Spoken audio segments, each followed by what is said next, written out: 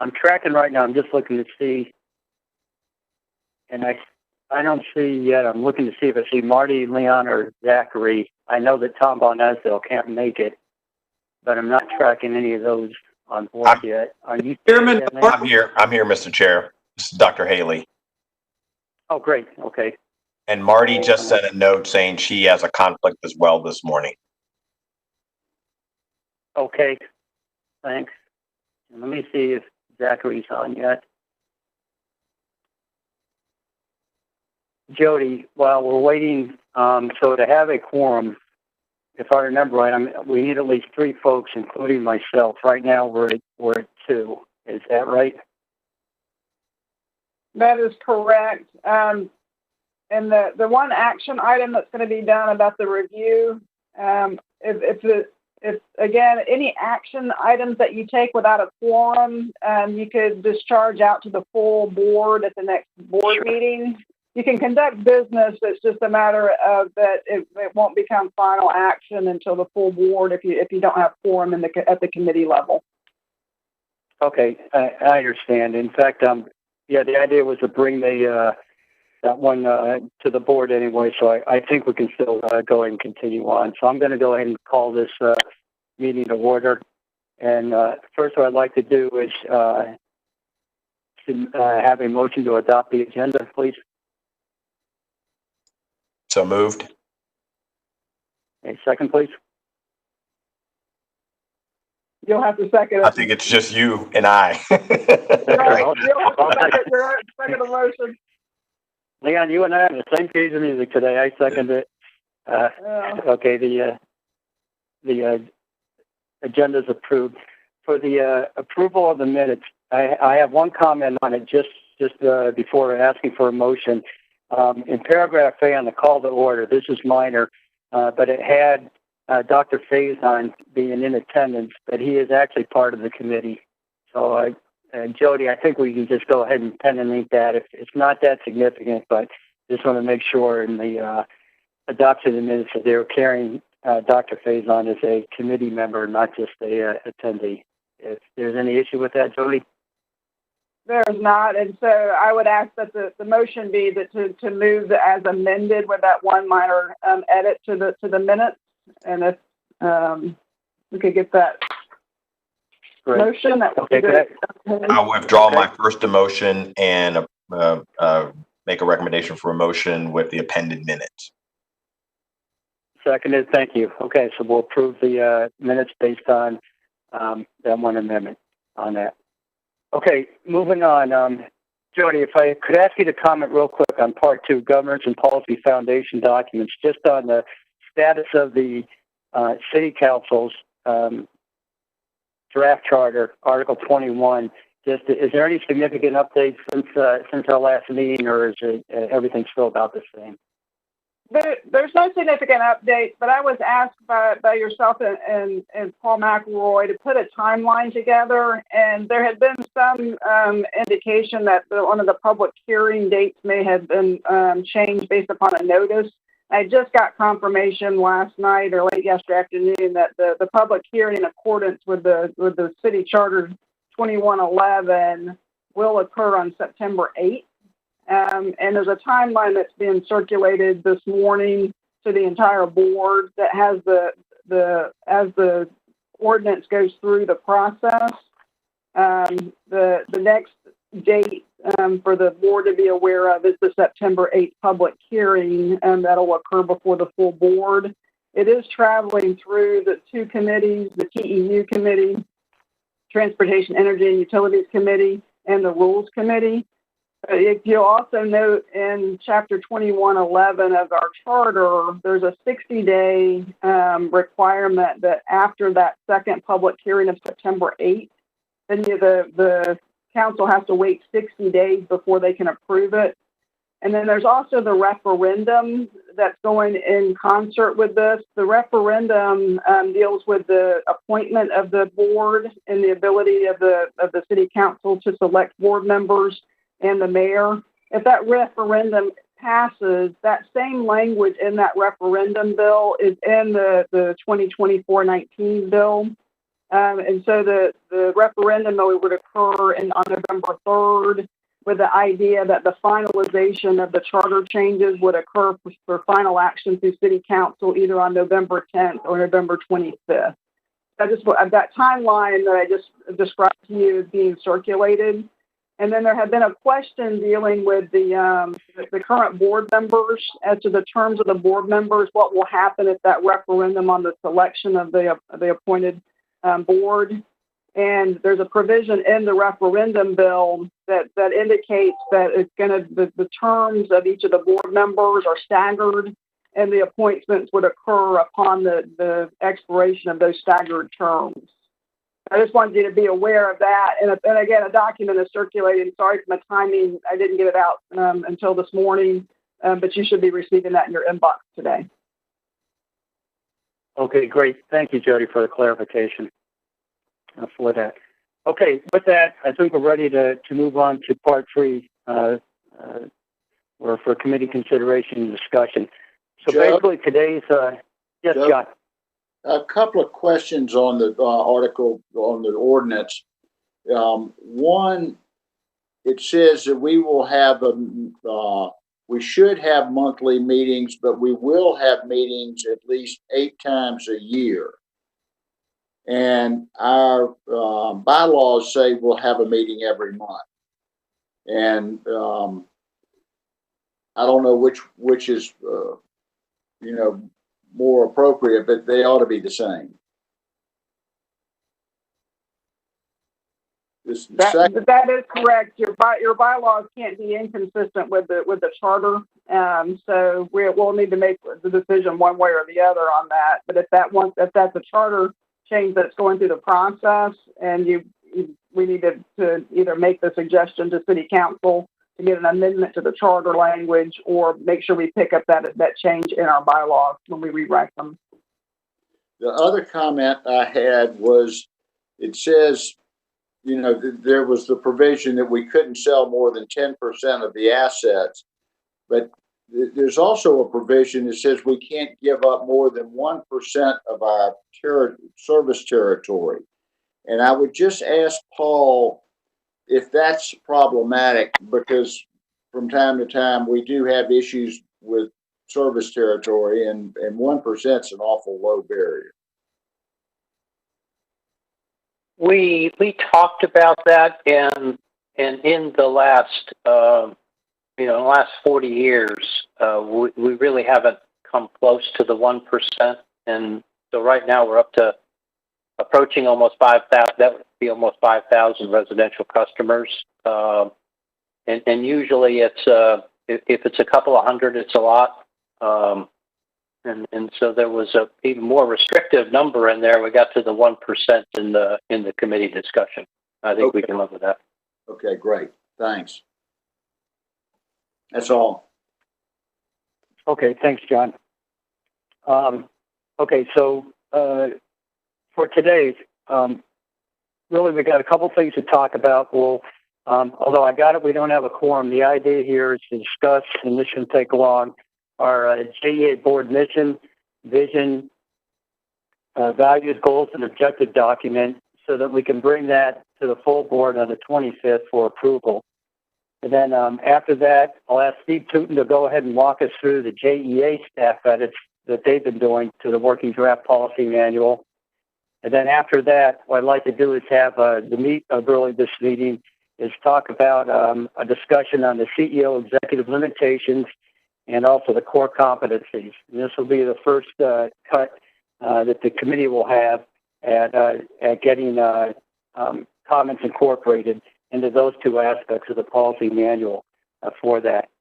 So with that, thank you, Jody. You're looking right now at the JEA Board of Directors mission values, goals and objectives paper. And really, just briefly, this is not supposed to be anything complicated. Bottom line is, at least through my research, I never saw that the JEA board had a mission statement or had values, goals, and objectives. And as I was talking with Paul earlier last week on this, really the goal of this document is two things, I think. One is to be a foundational document for why our board exists and how we do things. Very simple. Number two is to let all stakeholders associated with JEA know what we're about in one simple reference on this paper here. So that's really what this thing is about on it. We did talk about it at our first committee meeting, and just to highlight the changes, one, we added the word ratepayers in the mission statement as part of the stakeholders. Number two, revised the wording in the vision to say best in class as opposed to be the standard for public service utilities. And then in the value statement, in the goals and objectives statement, we were talking about issuing important guidance and making timely decisions. Planning horizon. Originally, we had a 5-year planning horizon. Here we just maintained a planning horizon period. Keep it generic so it doesn't tie us really into what possibly could be a infeasible planning horizon for that. And so that's the comments that have been incorporated based on our first meeting's discussion. And so I'd like to ask folks for comments on this current version and see if we're ready to tee this up for the board approval on the 25th of August, which I think is our next meeting. Leon, let me ask you, any comments on this? Yeah, so just a thought as we're thinking through this. So the document reads the JEA Board of Directors, Mission, Vision, Values, Goals, Objectives. Are we writing a mission vision statement for the board, or are we writing a mission vision statement for the organization? Because obviously our mission vision statement really for the organization and the board should be consistent. But because in the mission statement, we have the JEA board, and in the vision statement, we have JEA. So we need to be consistent. I'm assuming we're writing a mission vision statement for JEA, and it's the board's responsibility to provide the right governance to support the mission and vision of the organization. Is that not correct? Maybe that's semantic, but we just probably need to make sure we're consistent. So in other words, if we go to the JEA website, the public goes to the JEA website, is this what they'll see? Or is this a board mission vision statement? No, this is intended to be a board mission, et cetera, statement. And talking with Paul in the past on this, again, that's where Paul, I believe, is working on a JEA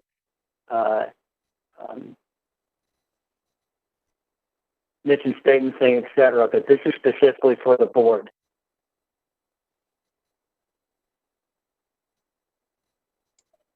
And do we not want the board and the organization's mission statement to be in concert? Yes, and so as JEA crafts their own or revises, updates their own mission, the idea is that this be in concert. And I think we're headed that way. Let me ask Paul. That's my understanding, Paul, that based on where we go with this board paper here, that'll be incorporated as JEA does their, as you lead JEA in doing their part of the mission, vision, et cetera. Is that right, Paul? Well, yes, in terms of, I wouldn't say verbatim per se, and really the work that I've been doing has focused a little more on, at least because of the interim nature of my assignment in terms of looking at strategic areas of focus or strategic sort of goals, objectives, and leaving, if you will, sort of the mission vision as it exists today, to be refined in a longer, more thorough strategic planning process, which I think the new CEO should work through with the board in the future over the next, I guess, the initial 12 months or so. And so the mission statement now, I think for the organization is more business, energize the community through high value energy and water solutions. Vision is similar here, I think, in terms of a premier service provider, valued asset, and vital partner in advancing the community. And so I think in both cases, when you look at just the experience over the years, the between the vision and the mission statement, we can spend a lot of time and really get wrapped around the axle on wordsmithing. From the organizational standpoint, at least on the interim for the next I'd really say for the next 3 to 12 months, having the organization have goals, and to talk about this next week at the meeting, have goals that are aligned more with the business in terms of strategic area focus would be important. So I don't know that really answers I had a little bit of a challenge here in terms of the somewhat completely tying in. So when Joe and I spoke, it was so this would be a board document for mission, vision, and values, and certainly anything that we had that would be communicated to the organization would not be in conflict, would reflect, at least all of the themes and issues in here. We may have some different language. Okay, right. Leon, let me ask you a question then, and John also obviously would like to hear your opinion too. Again, I think that the board needs its own document like this, quite honestly. And although I do agree, it's got to be as JEA develops theirs through their strategic process. We got to make sure that things are staying aligned. And I don't know, maybe when the new CEO comes and there's a new strategic plan out there, we may in fact need to adjust this if there's some disconnects or whatever. But I'm still thinking though that the board needs their own as a separate entity. Again, I think really to show what we're all about. Quite honestly, and how we fit into JEA. But John, let me ask you, what do you think? I think that's fine. I really do. It's important that we as a board know what our expectations and goals are, I think. Okay, and Leon, the other thing that's sort of behind this is,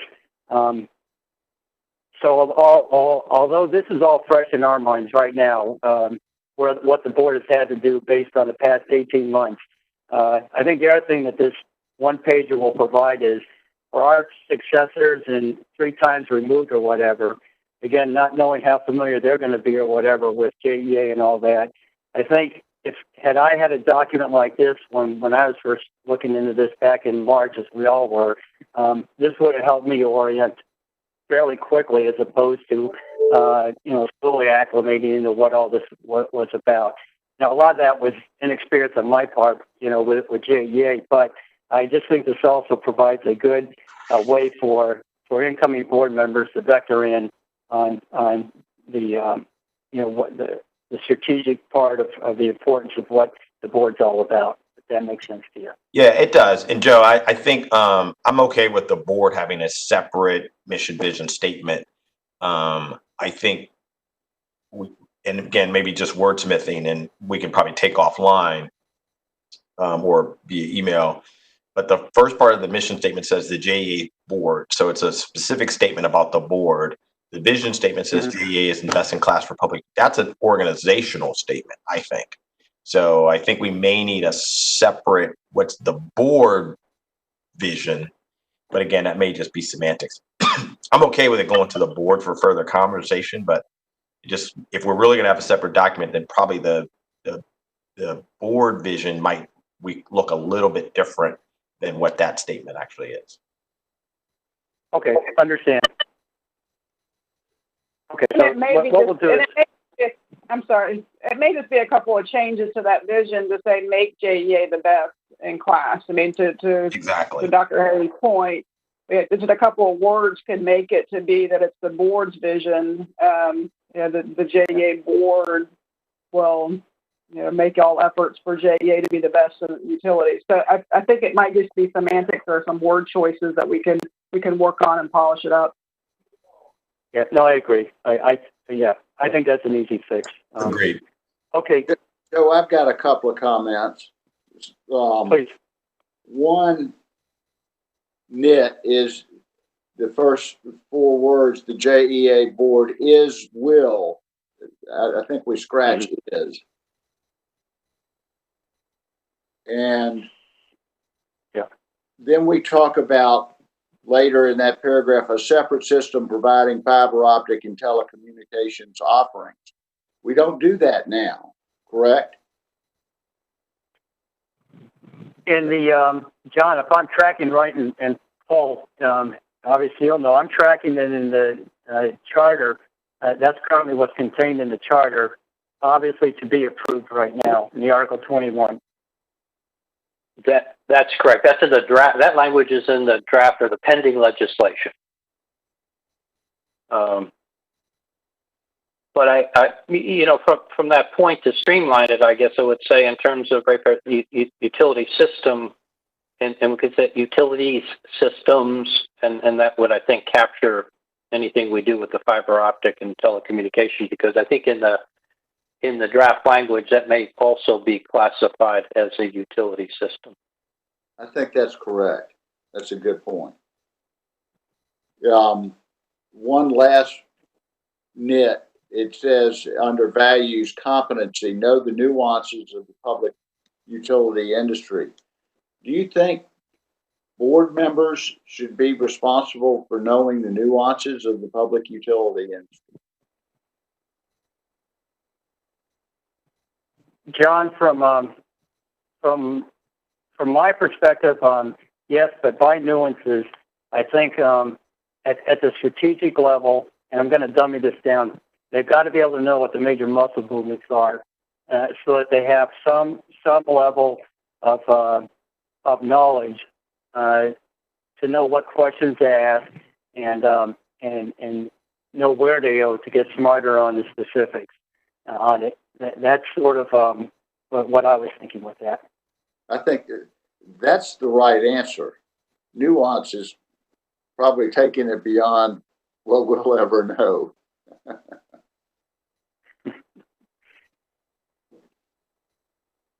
Okay, I can work on the wording on that. Understand where you're coming from.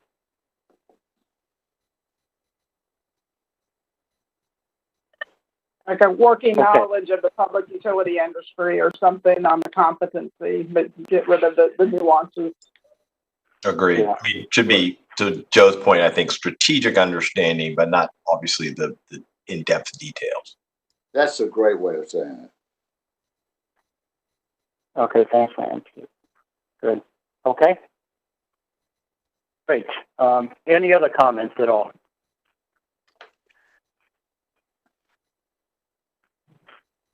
Okay, so I think with this, what I'll do is do a couple wordsmithing again on this. It's not going to be much. I think we were able to capture most of it.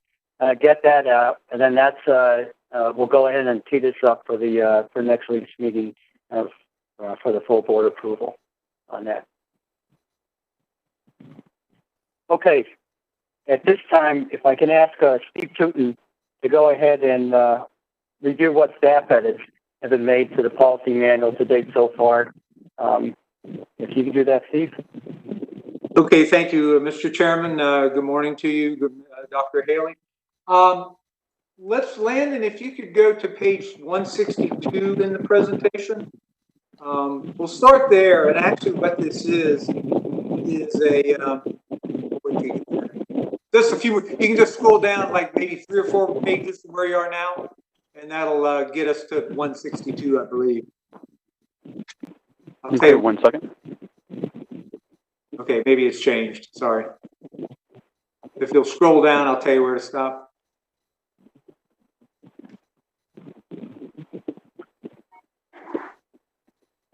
Steve, can you also say what policy number? Because of, yeah, and actually, what I was hoping to mention was that what we have is about a 1.5-page compilation of the staff edits. It's called Review of Staff Edits, and it does list the policy number. And what I was going to ask the committee was, whether we want to stay on this document, or obviously, if you stay on a summary document, you don't get the you're seeing things as an excerpt as opposed to the text that's wrapped around the change. But there we go. Thank you. So this page, if you will, is actually the summary of the edits that we can go through. But if you glance at those just a moment, then we can begin to walk through. What we have here is the specific policy number using the new numbering process, the policy title, the page number within the policy manual, the contributing editor, if you will, and a brief description of what the change entails. So that's what we have here. So I guess what we can do, and I think, if I'm not mistaken, we can probably move forward. Let me think here. Let's just go. I guess we can go through these individually. If we want to move forward, I guess 3 pages to the table of contents, Landon. One more.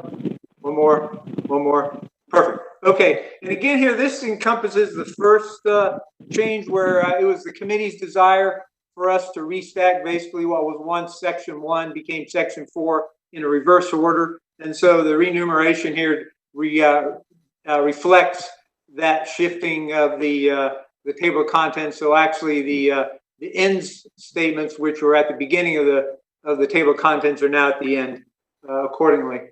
And so that's that change.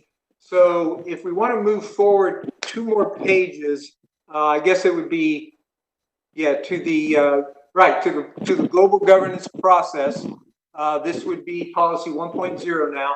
And this is actually very close to what y'all had in the your mission document, where originally I believe it read citizens of Duval County, and obviously we're in 5 counties, so we felt like it probably made more sense to put current ratepayers. But again, I would think based on the committee's edits to their document, the mission document, maybe what we have to do back now is add in City of Jacksonville and current ratepayers.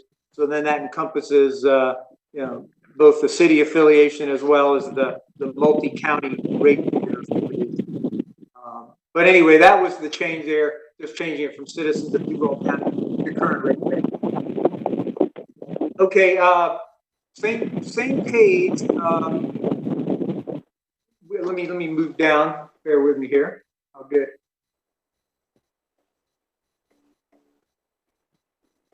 Okay, this is the next 2 changes. Actually, Dr. Haley sent in some edits directly to us on staff, so those are reflected here. Let me get to that page. Bear with me. Down in section 1.7, board members' individual responsibility. Dr. Haley recommended adding board members will commit to preparation for all JEA related meetings and activities. And so then the next one, if we want to move forward 3 more pages, Landon. Steve? Yes, sir. All right. Let me make a couple of comments on that page. Yes, sir. One is we talk about board officers, and it says we need an assistant secretary. Jody, I don't think we have one. Would you remind me to appoint one?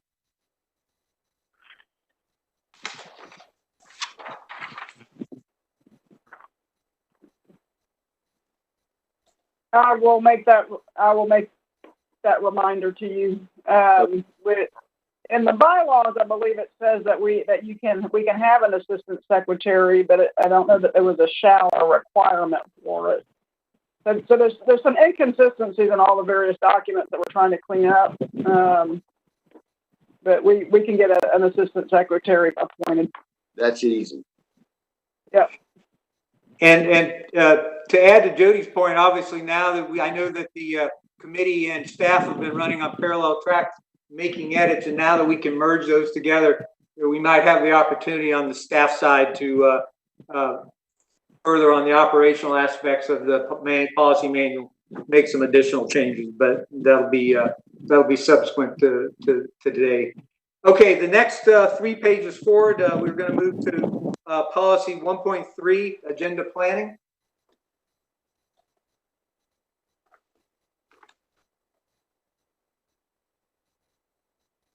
Are we there? Okay, yeah, let me get to that page. I'm trying to look at it on my laptop, a little bigger. Okay, this is Dr. Haley also had an edit here on section 1.3.2A, adding in there the agenda along with supporting item of documentation, will be made available to board members, and he added no later than 7 days prior to monthly board meetings. Okay. Next, we want to move to 1.7, which is director's individual responsibility.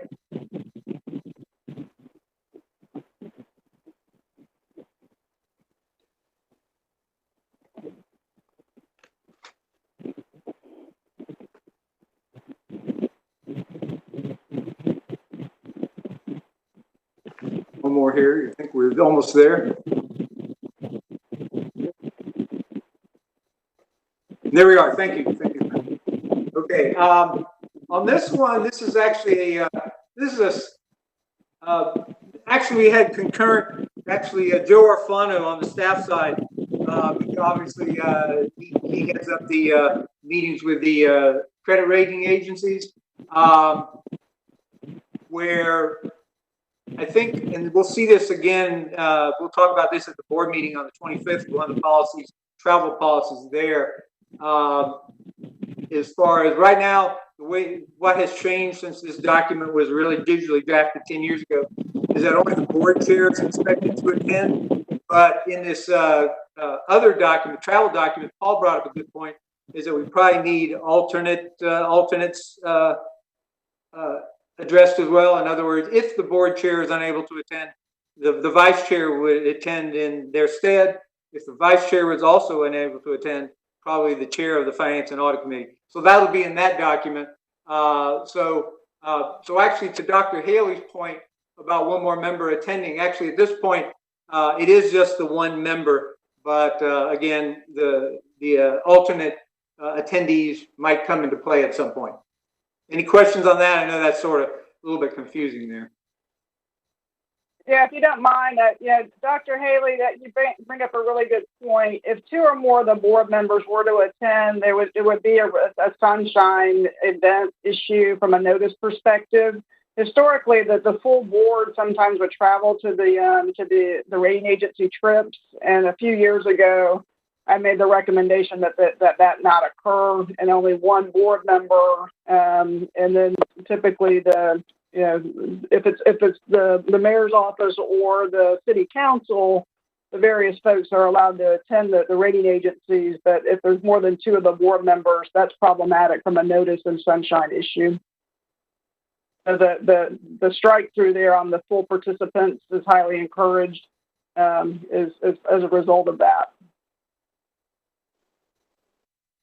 Which just an observation is that takeaway was a challenge because there was no better board orientation than sitting through that discussion, a review, and then subsequent discussion with the analyst. So, but we do operate in the sunshine. Thanks, Jody. Okay, Lynn, I guess if we move to page 183 or policy 2.2, this is accountability of CEO. And I'm going to make a suggestion here, sort of in, I guess, respecting everybody's time. These next 5 are actually edits that I made that are more or less sort of, I'll call cosmetic, or they are cross-references to where a policy is referenced in the policy we're looking at. And so we're adding a cross-reference to another document, another policy elsewhere in the policy manual. So, I mean, we can look at those individually, but that's the nature of the next 5, 2.2, 3.3, 2 of them on that page, 3.8, 2 on that page. And so the next one I would say that would be more content related. If we want to go, I think, to page, I believe 201, policy 4.1, which is quality of electric service. Get to that.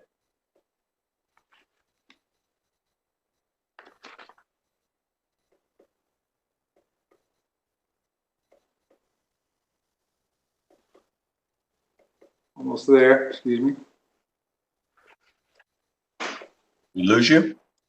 No, I'm just trying to get to the page. I apologize.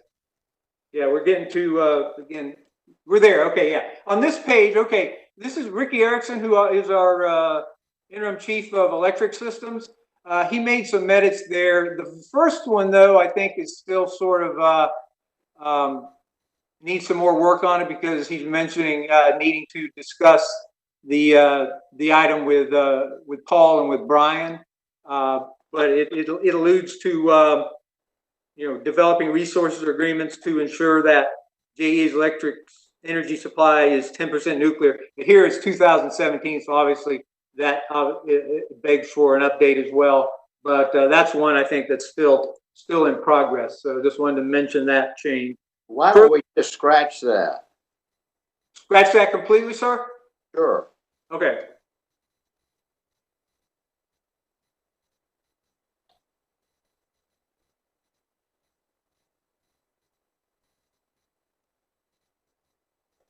Okay, and then the next one down is on 4.1.2.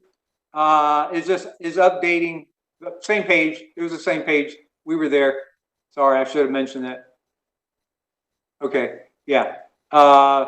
Just changing the it says system average interruption frequency index. Updating that from SAI2 to just the SAIFI, the acronym without the 2. So that's just a kind of up-to-date operational changes there.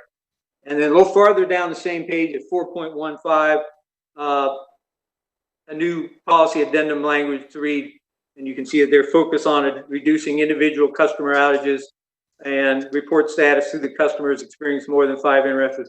That's SEMI-5, the SEMI-5 program. Steve? Yes, sir. Can I take you back to 2.2? 2.2, yes, sir.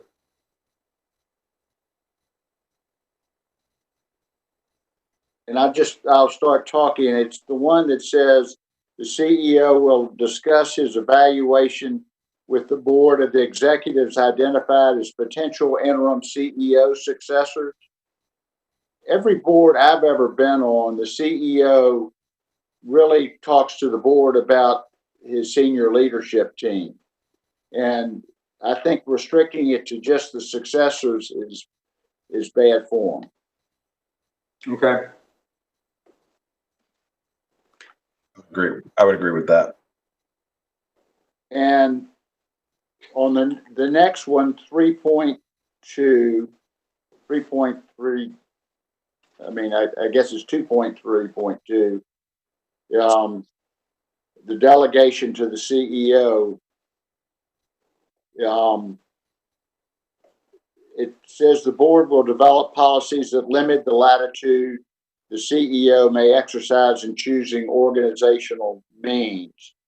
And there's a lot of conversation in this document about means and ends, and yet we never talk about means and ends at our board meetings. And somehow we've got to either talk about means and ends at the board meeting, or we need to change this. But it's confusing to me.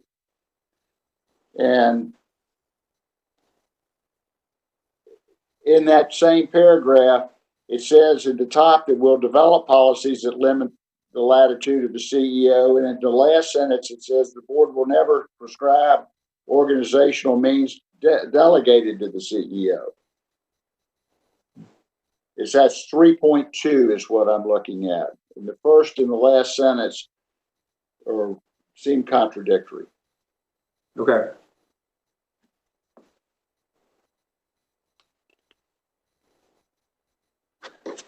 Yes, sir. Noted. We'll take a look at that. Get that updated accordingly. Thank you. Okay. Now we're moving on to, well, those were all the ones I think for electric. If we move to policy 4.2, which I think should be on about page 202.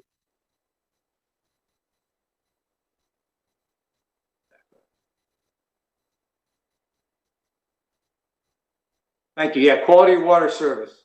And here, Hailu updated some language in 4.2.1, indicating adding an integrated water resource plan, I guess where it was previously called a water management plan, and just updating the naming convention for the water planning. That's the change there. And then obviously under subsection A, changing the acronym there as well. And then on the next, Steve, before you leave that, yes, sir. we say conduct water testing in accordance with the standards of the Florida DEP on 2.3. Yes, sir. Is really what we want is for them to test, or do we want them to comply or with standards or continuously improve? The testing doesn't seem to be the right answer to me. Okay. And what I'll do there, I'm not the subject matter expert on that. I'll probably defer to Paul and Wayne Young to kind of come up with the optimal wording for that. That's better than testing. I think there's certainly a requirement for compliance in terms of the number of tests, the frequency of tests. But Chair Baker, you're right. I mean, the real reason to do that is to have the quality of the water meet the standards, meet the EPA standards. We might just have to broaden that in terms of compliance with all, testing, and ultimately the goal there is the quality standards in the annual water report that is produced. Thanks. Okay, and then the last two are just again cosmetic, where we added a header reading Appendix A1 to the executive core competencies, and then there was a blank page that we haven't actually populated yet called Record of Amendments, which I think after this meeting we'll begin to start populating it. But we moved it, I think at the earlier, the 2010 policy manual had it at the very front of the document. We figured it'd be better served more like an appendix at the back, so we put it in the back of the manual. So as of right now, those are the extent of the staff changes, if you will.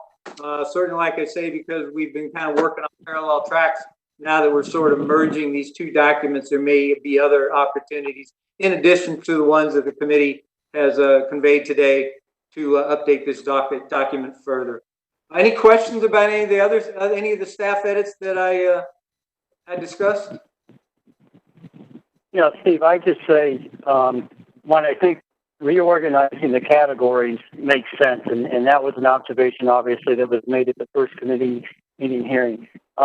I think, John, the chairman brought out a good point on just some of the terms we're using, means and ends. I mean, ends really should be the measures of effectiveness, I think. Maybe off, but if that's it, that's what we ought to call it. And then I think it makes it less confusing, because at the strategic discussion, ends can be more than just measures of effectiveness. But here, I think we're looking for measures of effectiveness. And then same with the means.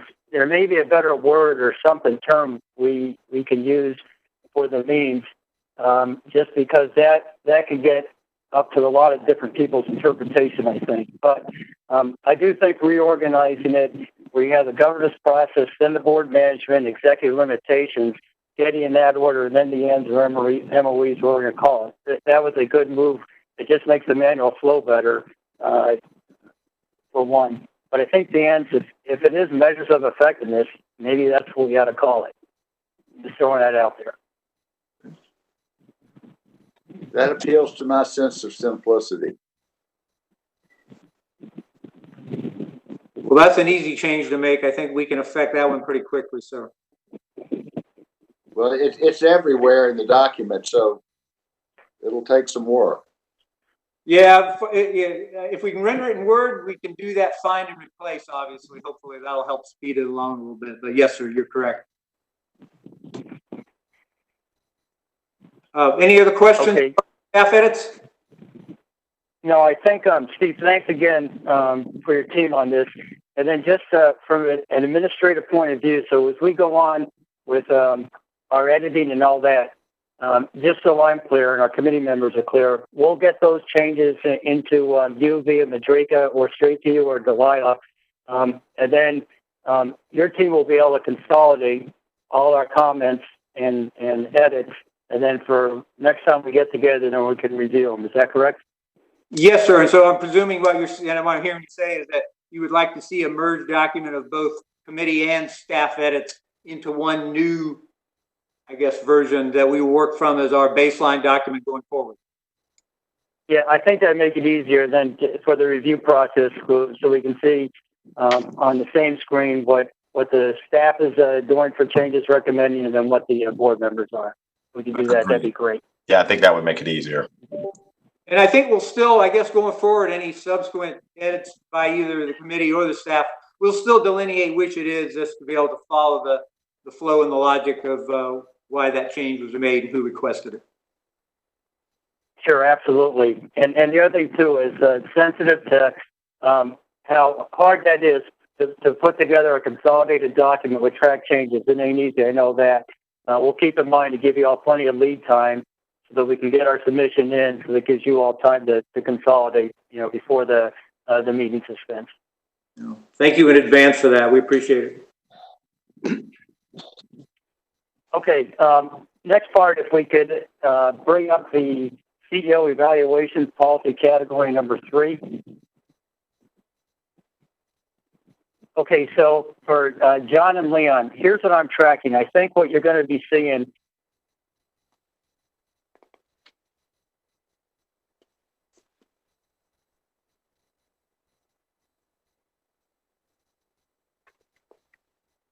It looks like we just lost audio.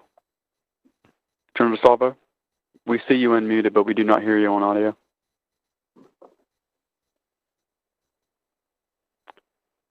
We still don't hear you on audio yet.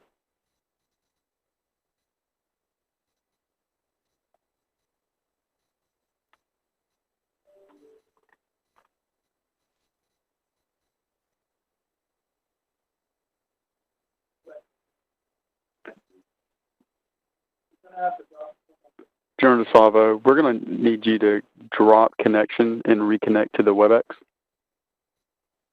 or at least the audio portion.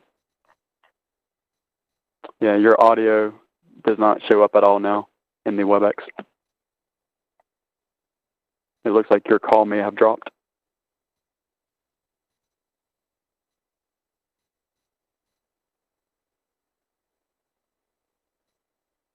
Yeah. Okay, everybody, we're going to pause for 1 second.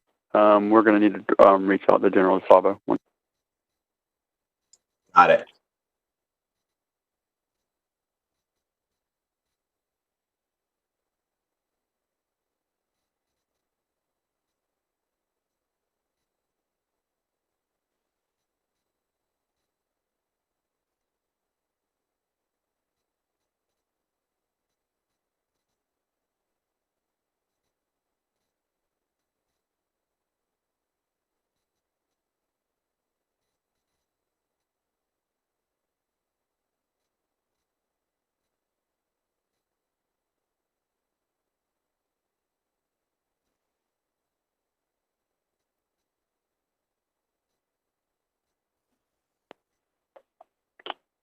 Everyone that's still in the meeting, we do have our technical support staff. Ontario will be reaching out. We've also notified him via the chat to reconnect to the audio. One more.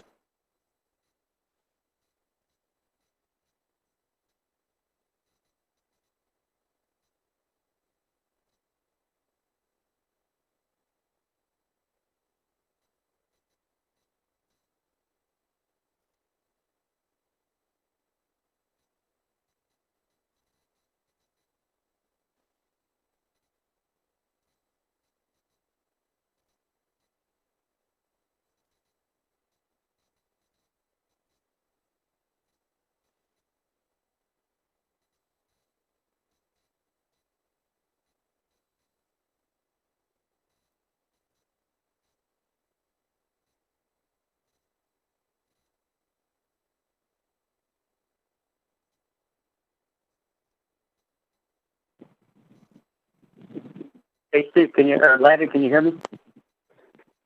Yes, we can hear you now. Is that, go ahead and speak a couple more seconds. We want to make sure your audio is loud and clear. Yeah, it's so this is Joe DeSalvo. Somehow I got disconnected, so I'm calling in by phone. I got video Okay. good. We can hear. Yep, video looks good. It looks like the audio portion dropped. So your audio is good. So yes, we can go ahead and continue. Okay. Sorry about that, folks. Just for a clarification, we did have the timing of how long your audio had been dropped. It looks like approximately 4 to 5 minutes. Time has expired. So anything that you were saying, those are the minutes that we missed. Okay. I think actually, okay, so I just made a brief comment on, for this executive limitations portion to cover, the reason why I think this is important is with the upcoming CEO nominees interviewing, which starts at the end of this month or the end of September, I thought it'd be good leaning forward to start identifying traits we're looking for, which are a lot of the traits, characteristics, et cetera, for a CEO are contained in this section, along with the part 2, the management delegation, which we'll talk about in next committee meeting. So that was the reason behind going over this section here. I did not, for what we're looking at on the screen, this only contains my edits and comments. And so again, next time we'll be able to incorporate everybody, so I apologize for that. So what I'd like to do is we'll go through the pages of this and discuss what comments you all may have, and then I'll highlight some of mine on it. So unless there's comments on this page 25, you go to 26.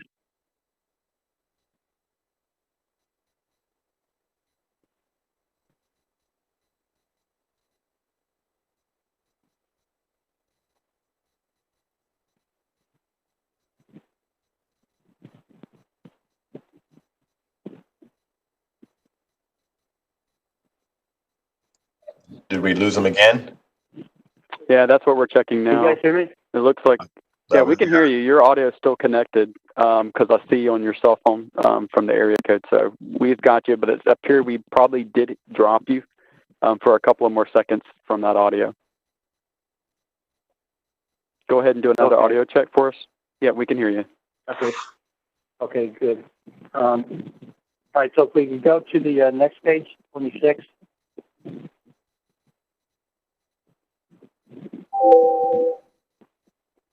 Okay, keep scrolling. Okay, keep going. Okay, stop. Okay, I don't think on 3.14. You go there, please.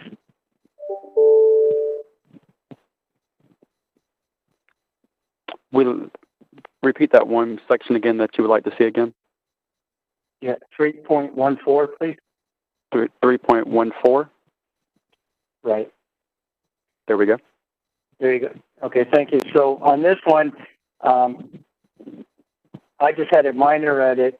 Fail to establish to consumers a clear understanding of what they can expect from services offered. So just truncated the sentence a little to be a little bit straightforward on it.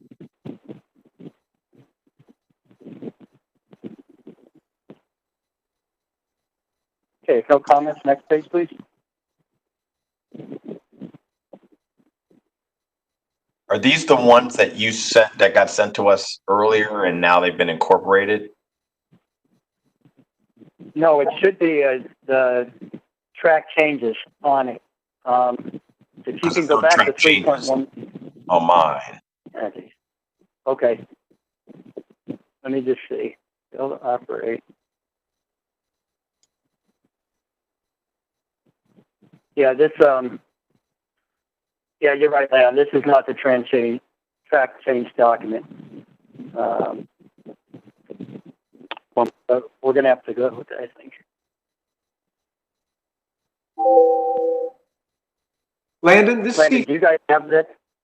There was an email that came out, Madrika sent it out, I think about 9:47, that actually had the chairman's edits on a standalone PDF.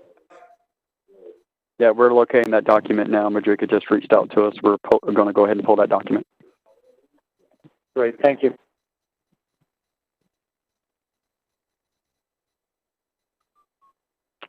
Thank you, Madrika.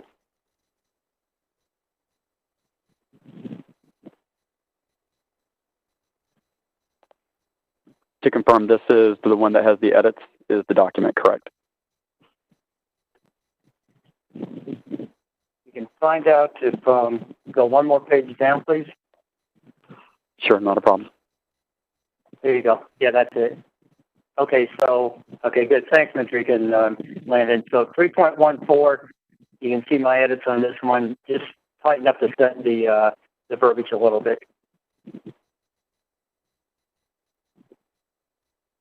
Okay, pending any questions, if you go to the next page, please. 27. Then on 3.2.2, sub-bullet C there, just added responsibility and then the associated authorities. I just think it's very important that who's ever charged with tasks obviously know what their responsibility is, but then they've got to have the right authority to execute their mission. So that's why I added that.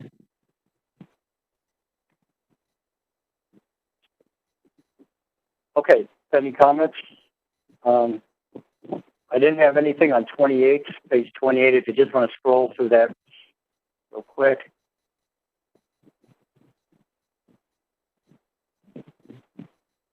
Okay, next page, please, 29.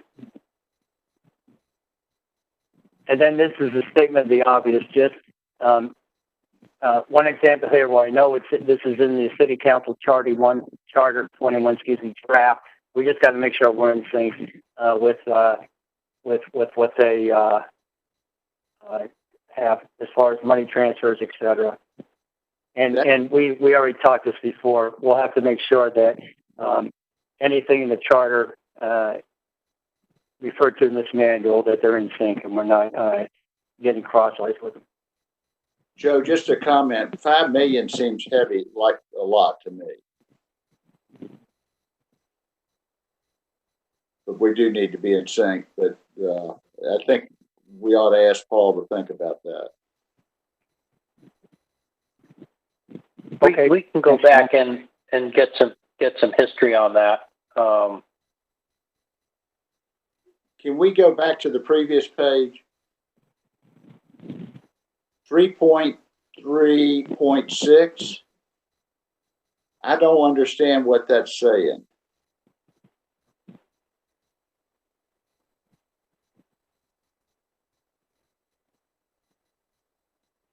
I gotta make that bigger. Could it be provide amounts for board prerogatives or budget for board prerogatives?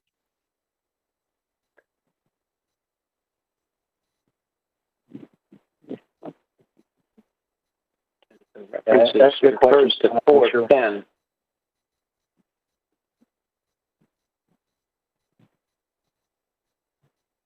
Okay, now, Paul, that might be actually now the new 1.10. See, now we have 4. Yeah, so 410 lays out, I think, some expenditures, and this is just making sure that those expenditures are funded. I think is my read on that. So maybe change the word less.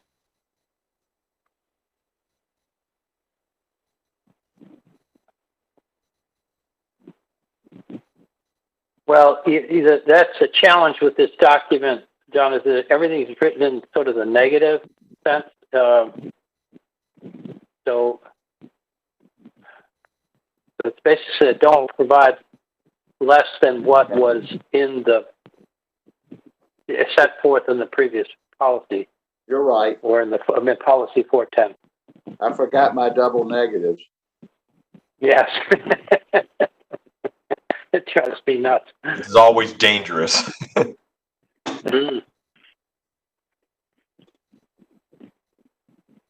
Okay, so I think because it's a double negative, then, John, I think it does make, even though it could be worded a lot more clearer, but I think it makes sense because of the double negative. Okay. Okay, if we go to page, again, 30, I didn't notice anything on this alpha comment. This is 3.5. There you go.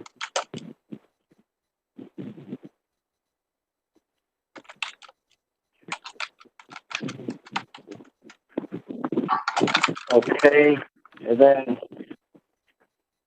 if we just scroll through again, I didn't see anything out of story for the remainder of this this executive limitations. We'll pause for a few seconds, see if anybody has any comments. Okay.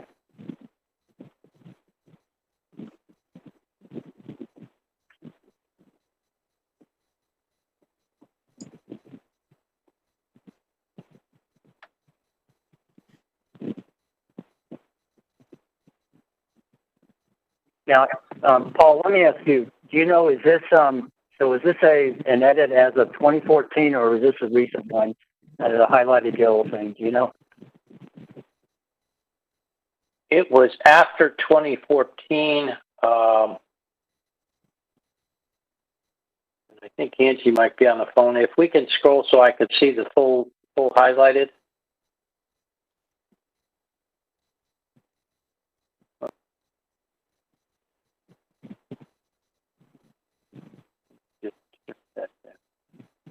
There we go. So again, this is the double. I think, yeah, that was added. That was added probably in 18-ish.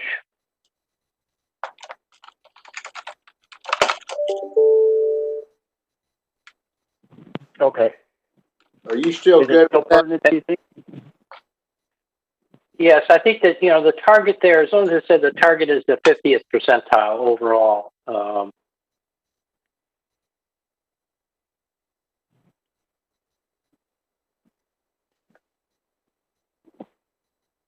Okay. Yeah. Yes, I'm good with that. Great. Okay, next page, please, 33.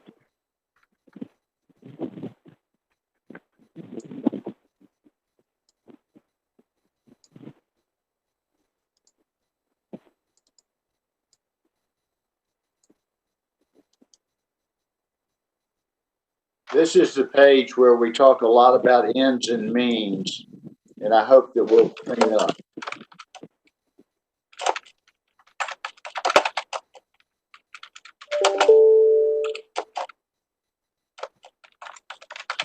Yep.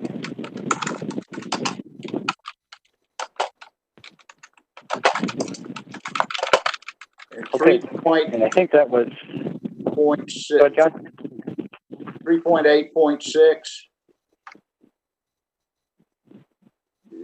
is incomprehensible to me. It is funny the way it's worded. I know what it's trying to say. I know what it's trying to say too, but it is funny the way it's worded.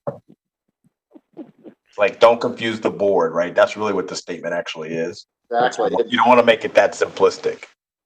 And the other board, that happened to them, so it's a relevant point.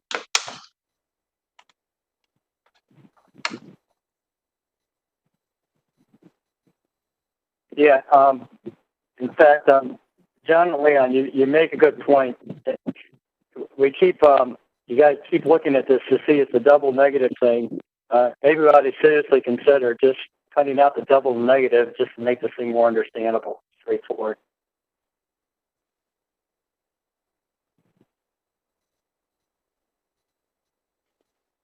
Be a lot of work, but it sure would be better. Yeah, there might be, right. We can look into that to without really dragging this down a rat hole, but making it more clear. I think would help.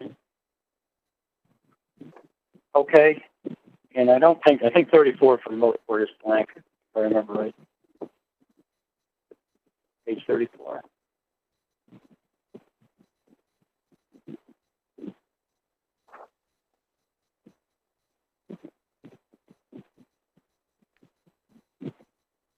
Okay, and 35.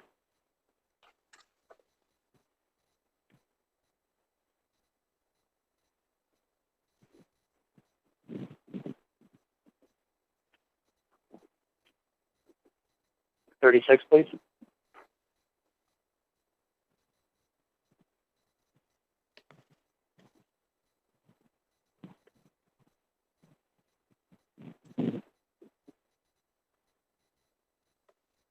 And I think that's the last page for the executive limitations.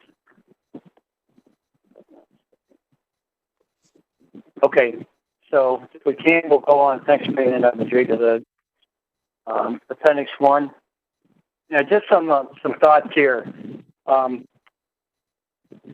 general core competencies, sure, they're all applicable, but it's almost a list that is almost, I think, intractable. And if this is supposed to I think, assist and help us with core competencies for the CEO, et cetera, I think it goes too much ad nauseum. A lot of repetition for one. And number two is, I think if we can shorten this to get to the most important characteristics, this then facilitates eventual CEO evaluation criteria. So that's why, at least from the Sal's point of view, I struck out a lot of the bullets. They tend to be redundant. But again, trying to contract this to get this more digestible so that we can tease out evaluation criteria a little bit more efficiently, and also make this more understandable for the CEO. If we presented this to an incoming CEO, it's 7 pages of stuff here, which it'd probably take a good while just to comprehend all that. So that's sort of my thought on getting this cut down to the no kidding key points about this competencies and then facilitate eventual evaluation. I completely So on the first page here. I'm sorry, John? I completely agree with your comments. Unless we've got Jesus Christ teed up to be on the search, I think we're out of luck. I was feeling a little inadequate, guys. Yeah, it's funny. I remember when I was reviewing the material before getting on the board, this was the one section that really struck with me about how long and exhaustive it was. So I appreciate you trying to narrow it down. Okay. So what I propose we do, again, this is the first cut at it, so I don't think we need to go down each point, but just open up for discussion if there's something that maybe is crossed out that shouldn't be, or maybe a whole category we shouldn't even have here. That's sort of what I think we should do for this, for the next pages on this appendix here. Any comments on the first page here on 45?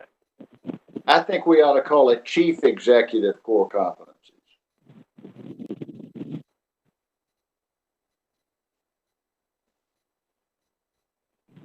Okay.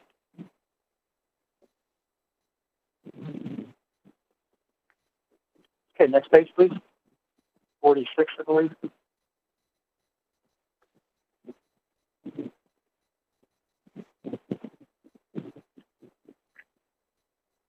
I'm sorry, back one page up, please. Great, thank you. John, you bring up an interesting point. I was thinking about it for a second. It probably, for the purposes of this document, it should say Chief Executive Core Competencies, but for that CEO, they should have the same expectations of their executives as well. I bet that's why it isn't Chief Executive. Yeah, exactly. But it probably needs to be in a different document. However, that senior leader will evaluate his team or her team. I'm happy to leave it as is if everybody agrees with that, because I do.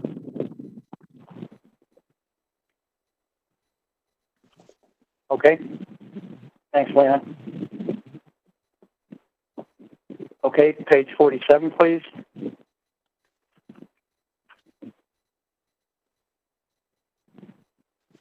Yeah, nothing much here. Okay, page 48.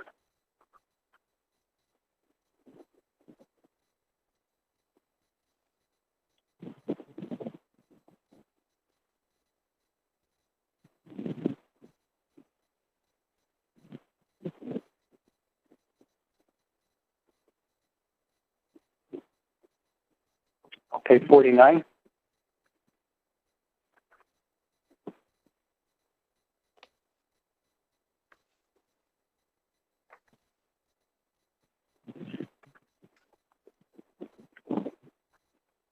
Next page, please.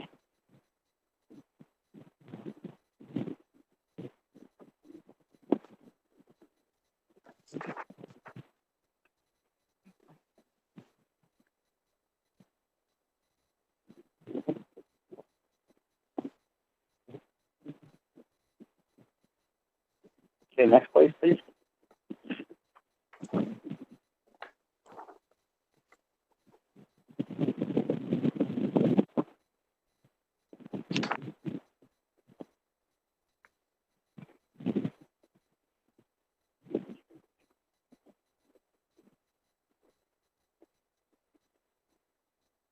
Okay, next page.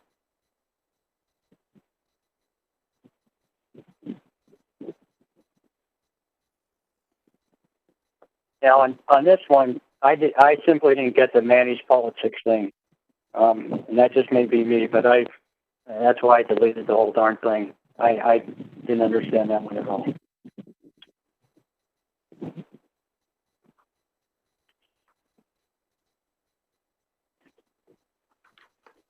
Okay, and then on the if you look at the bottom, the CEO evaluation criteria, this is real rough, but current manual, unless this appendix is supposed to then key the board members to the CEO evaluation criteria, I'm sort of proposing that we consider no kidding having a CEO evaluation criteria written out in black and white, so that just facilitates again how we're going to do this, and also makes it easier for the CEO to digest what exactly he or she will be evaluated on from the board members' perspective on that. So these are, in fact, there's 10 total, but the first 8 here are again a rough cut of what I'm proposing. It sort of incorporates all the other stuff we just looked at in the core competencies. But then narrows this down a little bit to facilitate an evaluation that can be more objective as opposed to subjective.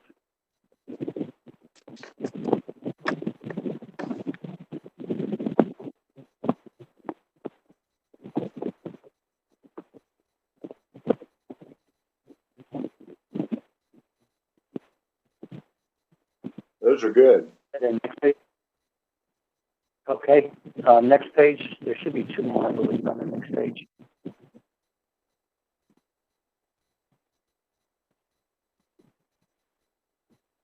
Okay, now, 10 can sort of get dangerous, because I know I just said about we don't want to overflood things, but it sort of does give the leeway for any specific competencies that a board member may have and that they want to incorporate into the into the evaluation for CEO. Again, you can always refer to Appendix 1. So that's why I threw that in there.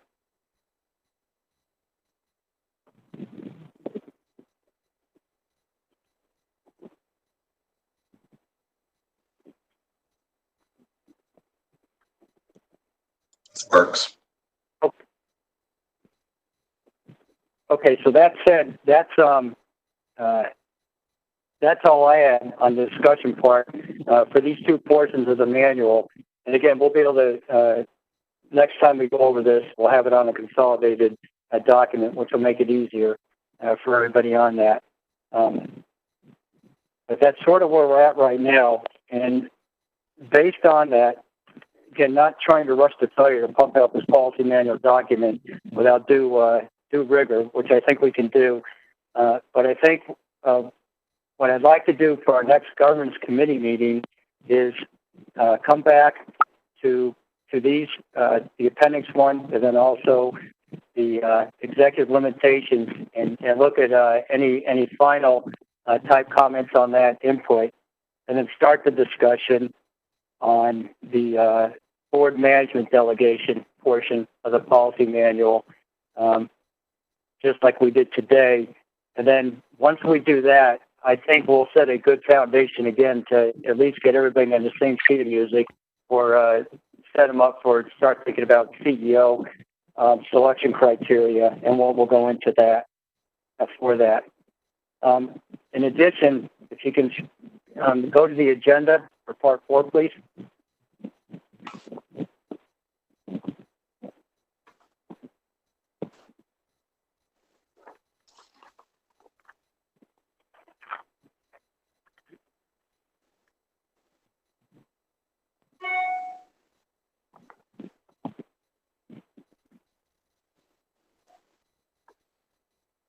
Okay, great. Okay, so with that, again, we can go ahead and for the next meeting, talk about these two items, the appendix and the executive limitations, to the initial conversation on the board delegation, or management delegation. And then also, I think we should go ahead and review the bylaws. This is a fairly short document. This won't take much time. And then also consider, instead of keeping that separate from the board policy manual, maybe incorporating that into the board policy manual. I'm not sure why it's separate, but we can discuss that.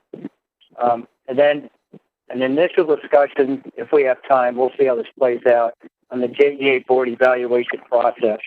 At the macro level, like how often do we think we should evaluate ourselves? Just start that discussion. But that'll be, probably time dependent, because I don't want to jam too much on the next committee meeting agenda there. But that's all I've got. And one, I want to thank Madrika for being very flexible. I was giving her stuff last night late, so Madrika, thank you very much. And stay with Steve Tootin and his folks for doing this, the administration, part of getting this document together. It is very difficult, and I appreciate Steve, your team's work on that. Let me ask John or Leon, any subsequent comments at all? No, sir. Good work. Mr. Chairman, this is Steve Tootin. I was going to suggest, obviously, like we already agreed upon, we'll go ahead and merge all the various edits from both committee and staff. But we'll do like a version 2. We'll take a first stab at trying to eliminate those double negatives and see how it reads, and share that with you.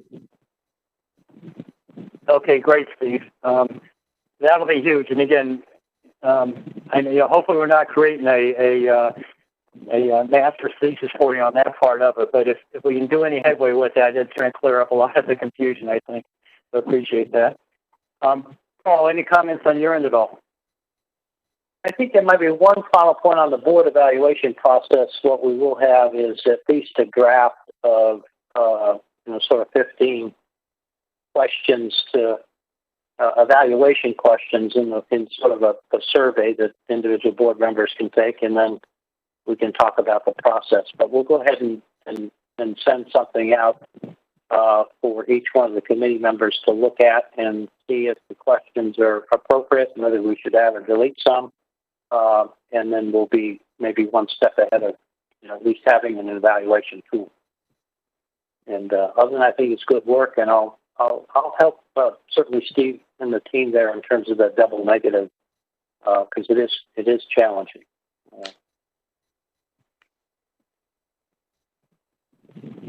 Great, thank you, Paul. Okay, with that, pending any other comments, I think this meeting is adjourned. And again, thank you everybody for your participation. Thanks, Joe. Thanks, Mr. Chair. Thanks for your leadership. Thanks, Joe. Well done.